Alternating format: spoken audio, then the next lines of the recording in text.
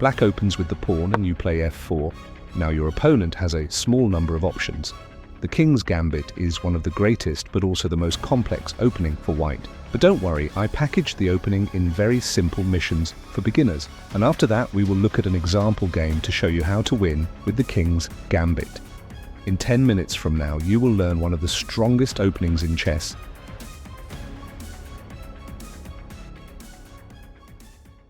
The first mission is the mission of your f-pawn. Obviously you play f4 like this.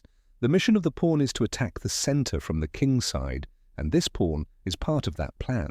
Now your opponent has two options, to take or defend. For the sake of explaining the game plan, let's say they take. Here, we want to play d4 so we can take the pawn back and control the center. But black has this annoying check, which would put us in a bad position, so instead we play our knight. Its mission is very obvious. We want to stop the queen from checking us so we can make the d4 push. Here, if black does nothing, we will just be taking the center and win the game. So that is why it makes sense for black to actually play g5, which first of all protect this pawn, but secondly, black might push this pawn, kick the knight, and still play that nasty queen check. But here you have this move h4, a counter-attack that breaks black's pawn chain. If black takes, they'll end up with 4 weak pawns for you to grab one by one.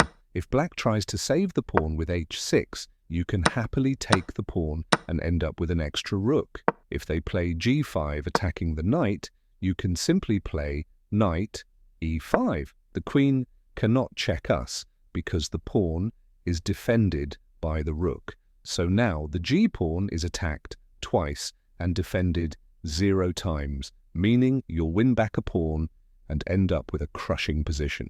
Another try for black is to play f6 to guard the g-pawn. However, that move fails to knight takes pawn.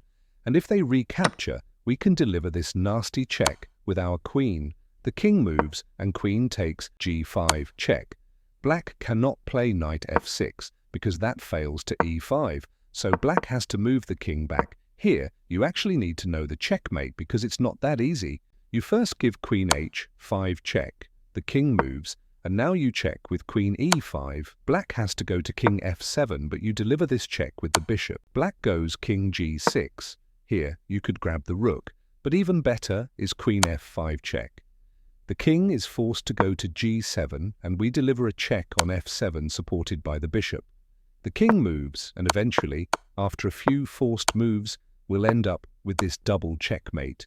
If black declines the King's Gambit, they're most likely going to play knight c6, and we still play knight f3, this time to pressure the e-pawn. Black defends the e-pawn again, and we develop the bishop like this. Black's most popular option is to play bishop g4, and we simply castle. Here, some players might try knight d4 to attack the knight again. However, this fails to bishop takes f7 check. After black takes, we jump the knight to g4 to deliver another check.